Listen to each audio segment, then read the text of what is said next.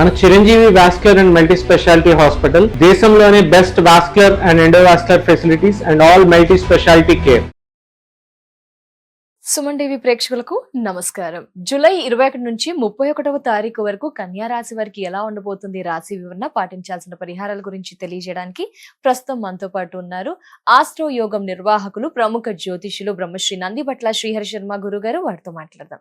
గురుగారు నమస్కారం. గురుగారు వాగర్థ సంపృక్తౌ వాగర్థ ప్రతిపత్తయే జగతః పితరౌ వందే పార్వతీ పరమేశ్వరౌ ఆదిత్యాయ చ సోమాయ మంగళాయ బుధాయ చ గురు శుక్ర శనిభ్యశ్చ రాహవే కేతవే నమః. శృంగేరి జగద్గురు పీఠాధిపతులకి, కంచి పీఠాధిపతులకి నమస్కారములు తెలియచేసుకుంటూ కార్యక్రమాన్ని ప్రారంభిద్దాం. గురుగారు, మరి జూలై 21 నుంచి 31వ తారీఖు వరకు కన్యా రాశి వారికి ఎలా ఉండబోతుంది? గ్రహ సంచారాలు ఏం తెలుపుతున్నాయి గురుగారు? జూలై 21వ తారీఖు నుంచి 31వ తారీఖు వరకు కన్యా రాశి వారికి ప్రధానమైనటువంటి గ్రహ మార్పులు జరగబోతున్నాయి. శని మీన రాశిలోనే వక్రీకరించి స్థితి పొంది ఉన్నటువంటి కారణం చేత ప్రధానంగా సామర్థ్యానికి మించి పనిచేయాల్సినటువంటి పరిస్థితిని సూచిస్తున్నాయి. అవకాశాలు అంది వచ్చినటువంటి అవకాశాలను వినియోగించుకుంటే, అంటే ఎవరికైనా కానీ అవకాశాలు ఎక్కువగా ఉన్నాయనుకోండి, ఎక్కువ కష్టపడతారు కదా, సామర్థ్యానికి మించి కష్టపడతారు కదా. దీన్ని మనం ఇలా అర్థం చేసుకోవాలి. కాబట్టి దైవానుగ్రహాన్ని పొందే ప్రయత్నం నిరంతరం చేసుకుంటే చాలా మంచిదని చెప్పవచ్చు. ఇక్కడ చాలా గ్రహాలు అనుకూలంగా ఉన్నాయమ్మా. గురువు చాలా అనుకూలంగా ఉన్నాడు, రవి అనుకూలంగా ఉన్నాడు, శుక్రుడు అనుకూలంగా ఉన్నాడు, బుధుడు అనుకూలంగా ఉన్నాడు, రాహు అనుకూలంగా ఉన్నాడు. ఇటు శని వక్రీకరించినప్పటికీ కూడా కుంభ ఫలితాలను ఇవ్వడానికి రెడీగా ఉన్నాడు. కాబట్టి ఏదో ఒక గొప్ప మంచి మార్పే ఈ కన్యా రాశి వారికి జరగబోతుంది.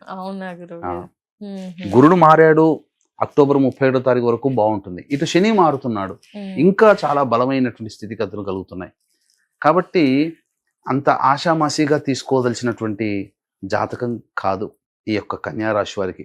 మిగతా జాతకంలో మిగతా సంబంధించినటువంటి యోగాల పరిస్థితి ఎలా ఉన్నా ఈ కన్యా రాశిలో జన్మించినటువంటి వారికి మంచి స్థితిగతులు కలుగుతున్నాయి. అందుకనే ఎవరికైనా కానీ, అంటే గ్రహ సంచారం చాలా అనుకూలంగా ఉన్నప్పుడు జాతకానికి ఇప్పుడు చెప్పినటువంటి విభిన్నంగా ఇంకా ఏదైనా కానీ సంబంధించినటువంటి పరిస్థితులు ఉన్నాయంటే ఖచ్చితంగా ఒక మంచి ఉపాసనాపరుడైనటువంటి జ్యోతిష్యుల్ని సంప్రదించాలమ్మా. ఎందుకు? గ్రహ సంచారం అనుకూలంగా ఉంది, జరుగుతున్నటువంటి మార్పేమో మనకు విభిన్నంగా ఉంది. ఖచ్చితంగా చూపించుకోక తప్పదు. ఎందుకంటే జాతకంలో ఉండేటువంటి యోగా అవయోగాలు, దశాంతర దశలు మన జీవితాన్ని, మన కార్యాన్ని నిర్దేశిస్తాయి ఎక్కువగా. ఇక ట్రాన్సిట్ లో మాత్రం సంపూర్ణమైనటువంటి అవగాహన, అనుకూలమైనటువంటి పరిస్థితులు చక్కగా ఉన్నాయని చెప్పవచ్చు. నిరుద్యోగస్తులు చక్కగా ఉద్యోగాన్ని పొందే అవకాశం ఉంటుంది. ఆల్రెడీ ఉద్యోగం చేస్తున్న వాళ్ళు వేరే ఉద్యోగంలో సెటిల్ అవ్వాలన్నా, ఉన్న ఉద్యోగంలో ప్రమోషన్స్ కోసం ఎదురు చూడాలన్నా, ఏదైనా కానీ ఒక మంచి శుభ పరిణామం అనేటువంటిది వీళ్ళ జీవితంలో జరగబోతుంది. వివాహం కావలసినటువంటి అబ్బాయిలకి, అమ్మాయిలకి సంపూర్ణంగా మద్దతు అనేటువంటిది గ్రహ సంచారం అనుకూలంగా ఉంది కావున జరిగే అవకాశాలు ఉంటాయి. ఇక అన్నిటికంటే ముఖ్యంగా వైభవోపేతమైనటువంటి జీవితాన్ని గడపడానికి విలువైన దుస్తులు, ఆభరణాలు కొనుగోలు చేసే అవకాశం ఉంటుంది. ప్రేమికుల మధ్య, దంపతుల మధ్య ఉన్నటువంటి పొరపచ్చాలు తొలగిపోయి కలిసిమెలిసి ఆనందంగా ముందుకు సాగడానికి పరిస్థితులు అనుకూలిస్తాయని చెప్పవచ్చు. ముఖ్యంగా విద్యాకారకుడు శుభస్థానంలో ఉన్నటువంటి కారణం చేత కోరుకున్నటువంటి యూనివర్సిటీలో ప్రవేశం లభించడం అనేటువంటిది జరిగిపోతుంది. దైవానుగ్రహం కూడా చాలా చక్కగా ఉంది.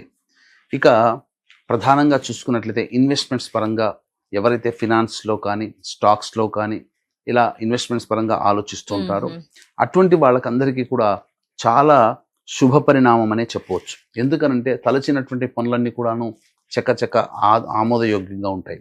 కాకపోతే 21, 22వ తారీఖులు మాత్రం ఈ కన్యా రాశిలో జన్మించినటువంటి వాళ్ళు పెట్టుబడులకి మాత్రం కాస్త జాగ్రత్తలు పాటించాలి. 23వ తారీఖు నుంచి అన్ని విధాలుగా అనుకూలంగా ఉంటుందని చెప్పొచ్చు. వ్యాపార అభివృద్ధి ఉంటుంది. అలాగే చూసుకున్నట్లయితే వృత్తిలో రాణింపు అనేటువంటిది ఉంటుంది. ఇక్కడ ఇబ్బంది పెట్టేటువంటి గ్రహం ఏదైనా ఉంది అని అంటే ఆ కుజగ్రహము, కేతువు. అంటే రాహువు చెప్పి చేస్తాడు, కేతువు చెప్పకుండా చేస్తాడు. కాబట్టి ఈ కేతుగ్రహ ప్రభావం వలన ఆకస్మికమైనటువంటి ఆటంకాలు హర్డల్స్ ఎక్కువగా ఉంటుంటాయి. కాబట్టి దైవానుగ్రహాన్ని పొందే ప్రయత్నం నిరంతరం చేస్తూ ఉన్నట్లయితే ఈ యొక్క కేతుగ్రహ దోషం కూడా తొలగిపోయి అన్ని ఎక్కువగా మేజర్ ప్లానెట్స్ ఈ యొక్క సంబంధించినటువంటి కన్యా రాశి వారికి చాలా అనుకూలంగా ఉంది అని చెప్పవచ్చు. నాదొక్క మాట ప్రకారము ఇంత అనుకూలంగా ఉండి ఇంకా సమస్యలు ఎక్కువగా ఇబ్బందులు పడుతున్నారంటే ఒకసారి జాతకాన్ని చూపించుకుంటే మేలని చెప్పి నా అభిప్రాయం.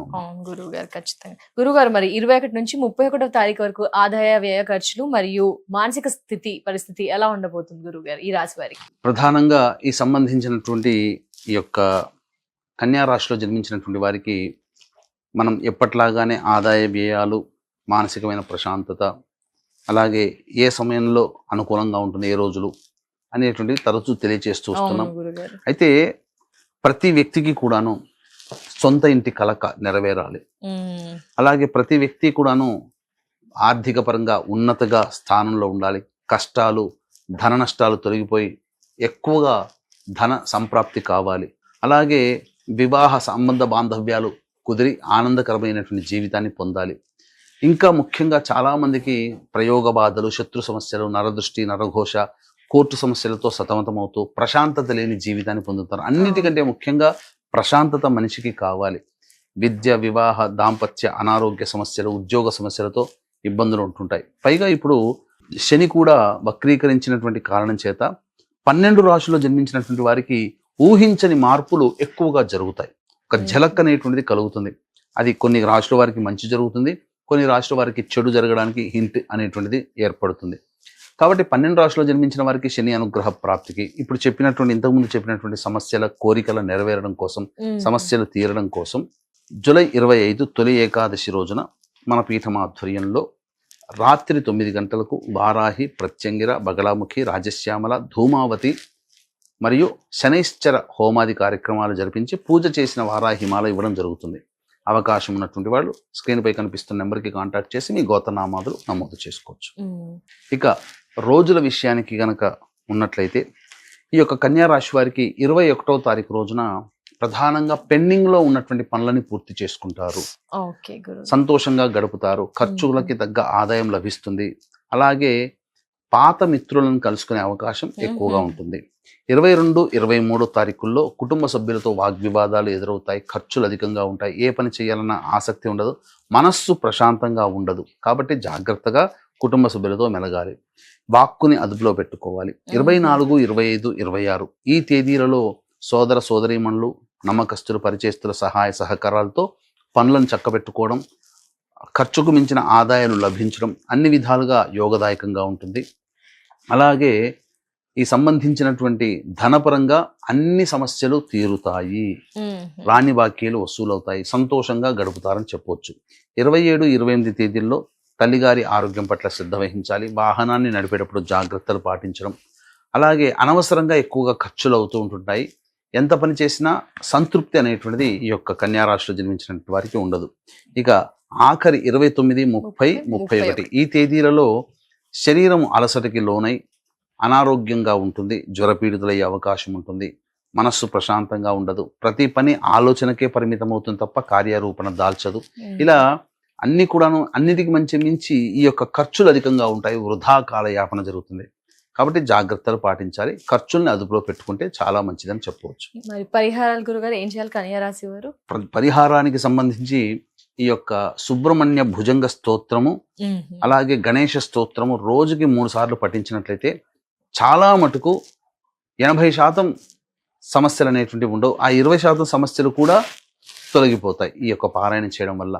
లేదు ఇంకా దైవానుగ్రహం మనకు కావాలి అనుకుంటే ఎలాగో జూలై 25వ తేదీన తొలి ఏకాదశి సందర్భంగా రాత్రి 9 గంటలకి ప్రారంభమయ్యేటువంటి కార్యక్రమంలో సర్వదోష నివారణ పూజల హోమాల కార్యక్రమంలో గోత్రనామాదులు నమోదు చేసుకోవచ్చు. ప్రత్యేకించి ఈసారి వారాహి, ప్రత్యంగిర, బగలాముఖి, రాజశ్యామల, ధూమవతి హోమాదులు, శనైశ్చర హోమాది కార్యక్రమాలు జరిపించడం జరుగుతుంది. వారాహి మాల ఇవ్వడం జరుగుతుంది. తప్పకుండా. ధన్యవాదాలు గురుగారు. నమస్కారం. సర్వం శ్రీ ఉమామహేశ్వర పరబ్రహ్మార్పణమస్తు. సో చూసారు కదా, గురువు గారు చెప్పిన పరిహారాన్ని పాటించండి, మెరుగైన ఫలితాలని పొందండి. అలాగే గురువు గారి ఆధ్వర్యంలో జూలై 25 తొలి ఏకాదశి నాడు వారాహి అమ్మవారి పూజలో కానీ హోమంలో కానీ మీ గోత్రనామాదులు నమోదు చేసుకోవాలి అనుకుంటే స్క్రీన్ పై నెంబర్ కనిపిస్తుందని పూర్తి వివరాలని తెలుసుకోవచ్చు. నమస్కారం.